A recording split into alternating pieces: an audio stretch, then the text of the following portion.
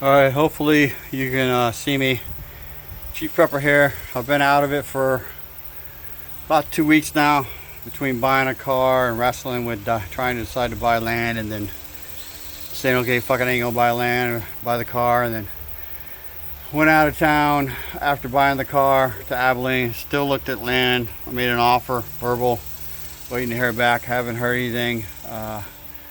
Been promising some videos, so I'm gonna knock some out here right quick. So if you're like me, I like gas powered tools, because the electric tools, one, yeah, you don't have to spend any gas money. You're not necessarily polluting the air every time you use it, but they just don't have the power. So why I'm talking about this is because getting a gas powered lawnmower brand new, or even you can find them in Texas used easily, but getting one brand new is becoming a problem. Memorial Day weekend, I was in Lowe's. Before that, I was looking around. I looked around again, and they're still highlighting all the electrical tools. So everything's trying to go electrical. They just don't have the power, and sometimes my grass gets out of control. So if you're like me and you would prefer a gas-powered lawnmower or a gas-powered weed eater, then my suggestion is start looking around and buy it sooner rather than later. Having said that, my push mower that I had has just about quit after 6 years. So I just unboxed this, the Toro. It's the recycle version. Gotta do something with this box, but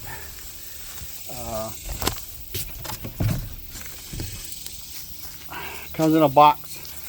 You unpack it, fill it up with oil, fill it up with gas, put it together. Very minor stuff. Just started it up for the first time. Runs good. All right. It's also self-propelled, so it'd be less work. So I can't remember if I said anything about this, but this is my hobo wood stove, pipe up, out. Had to order those 2 elbows. Had all the other piping. That elbow has got to be replaced because I can't get the pipe to go over it or go inside of it. So that's been ordered.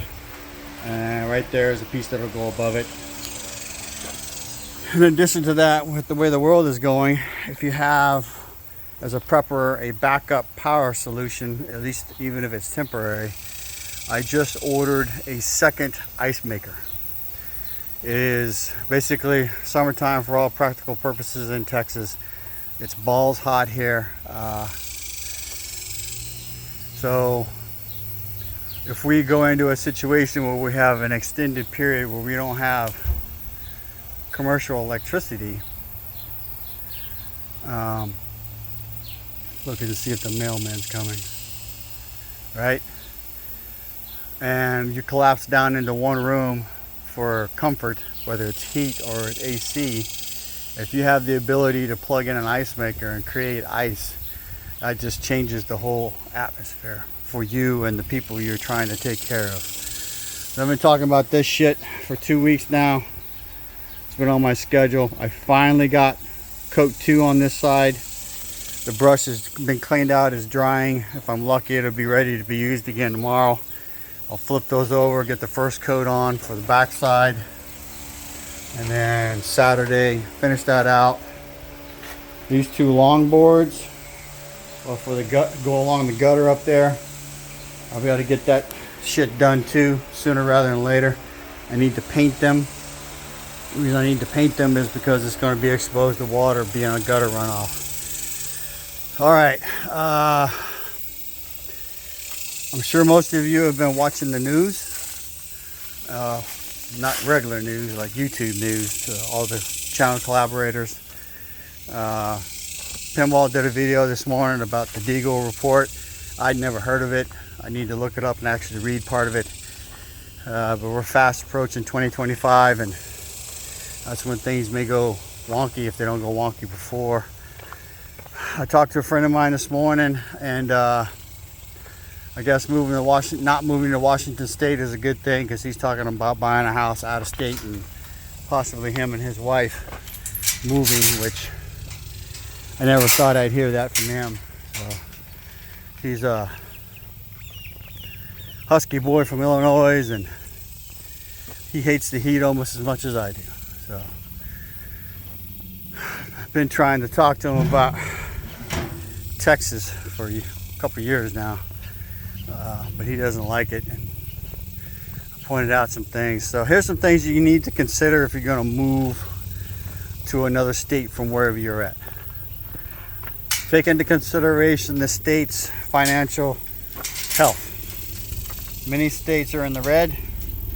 A state like Texas that has sales tax and has had people doing the right thing when it comes to certain things, we're in the black, and Texas has its own agriculture, its own beef, it's got deep sea ports. We are the only state in the union that I know of that can stand on its own, literally. Now, having said that, I'm tired of everybody fucking coming here, so don't come to Texas. Other than that, look at if you're in a sales tax state or an income tax state. Sales taxes, they pay as you go. Income tax state, your check is just short. And I think there's a new rule, you'll need to check this, recently passed, I think during the Trump era, where you can only deduct a certain amount of state income tax from your federal income tax. So there is a cost savings there, but yada yada. So continue prepping. The elbow and the new ice maker will be here in the next 2 days. When the elbow gets here, I'll see about installing it, putting the other piece of pipe up on top. Once that's done, I have a bunch of shit I need to burn that I may test burn in the wood stove. Do some more reorganizing out here. Can't do too much because we are going to paint the entire lower section of the back porch. My wife asked me about the paint for that. We picked out a color, and I'll get to rocking on that shit soon. But before I can do that, I've got to clean everything so that I can paint and not have debris underneath the paint. Today's chores was get my wife's old truck re-registered. That's done. I had to go in person for some reason. Then the lady had a problem finding it in the computer as well. Something's fucked up, but it got done. Wanted to order the elbow to finish the wood stove back here, and my dog just took a piece of wood off the back porch. He's dying for attention. I filled up his pool for him again. His pool goes green pretty quick these days, but he likes to hop in and cool off. But I'm going to get the elbow ordered and the second ice maker ordered. I think I've still got to get a water jug for the ice maker I have. And I talked about that briefly before, but I was getting ice down the street, basically going the same direction I normally go, and it was $5.56 for 2 bags. They have had a problem with their ice storage bin, and I've been going to another place and it's $7.80 something for 2 bags. So I bought the ice maker I think 2 years ago now, so I'm getting ready to unbox it, plug it in, and start making it work, just to save money. Plus there are times when I want ice that, well, I can't have ice because I haven't made any ice and I don't want to go to the store. Like I said, having the ability to make ice will be a huge game changer. So, over the next 2 weeks, I will be getting busy on this back porch. I'll probably tell my wife I'll be ready for the paint soon. And once that's done, at some point I've got to frame in that door. It may be imperfect at first, but I need to get it done so that I can seal off this place. Basically have it ready to enjoy the rest of the summer, and then I will get busy on the small house extension. Once I get the base and the floor in, that will actually go, it shouldn't take forever. It won't necessarily be quick, but what will hold me up there is the wall where the window AC unit came out of, I think is in bad shape, so I may have to reframe that in. Get Juan, the hired help, to reframe it in, and then do the floor, and then basically make an L-shaped wall and put a roof in it. And then I can move the dryer into there. I may have to actually move the dryer in before not sure the door will be wide enough. The other thing I have to do is disconnect the hot water heater, move it to in front of where it is, basically in the same place, but move it probably 4 feet out from where it is, maybe 6 feet. I gotta look. And that will be the door into where the storage will be. Create more storage space, create a better, different place, and then all around, in my opinion, me and my wife came here from 2,600 square foot garage, 2-car garage, with 16 by 16 outside storage with a loft, pool shed, and a pool. And this house has been smaller since we got here. Once I get the back porch done, it will be the first major renovation addition that I wanted to do from when we moved in. If I can get the small house extension done, then I can move on to start working on the tearing down what is currently the shed or shop, and then begin rebuilding it over winter. My intent is to enjoy the back porch this summer and into fall. And then as soon as it starts cooling off, start tearing that apart. In order to do that, I have to have this set up, and I have to make some room in my storage unit that I have, where a lot of the stuff that's in the shop and the garage will go. And luckily it's not too far away. And once I do that, get it torn down, pay for a dumpster to be delivered, maybe ask my neighbor if he'll fucking load all the fucking debris into the dumpster, get rid of the dumpster, and then start the construction.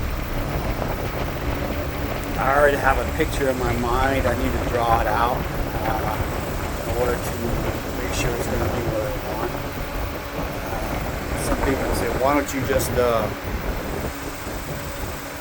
pay for it all to be built and have one prefab? There are distinct advantages to building your own, because you can build features into them like hideaway stashes, and you can build certain things that, like, I have my motorcycles in a certain area, I want them to be in that area. I can wire in plugs to keep them on the triple charger. I can basically build it the way I want. I want to be able to work on a car in there too, so I can make the center 10 feet tall. And probably put in some kind of winch system so that I can put in and pull out motors. I officially have plenty of tools. I've inherited my dad's. What happened when he moved in. So all of that is making improvements to my home. My wife is those are tomato plants. She's got other plants over there she's trying to get to come to sprout. I got a pepper plant that sprouted on the back of my sink in the kitchen that's now taking root. It's got it's habanero plant, a little habanero in there. I keep saying you're going to run out of time, it's going to be too late. The bottom line is, it's only too late if you never start. Get the prepping, folks. I mean, the news is full of nothing but bad shit, so try not to dwell on that. Try to look at, look at what you need to look at. You need to know about the issues and problems, but you need to start immediately working on mitigating those things. Food, water, shelter, security. All right? Get those first, and then work on everything else. Wish I had better news. Wish I had more news. Anyway, information is knowledge and power. Live a little, prep a lot, share the love when you can. Chief Prepper out.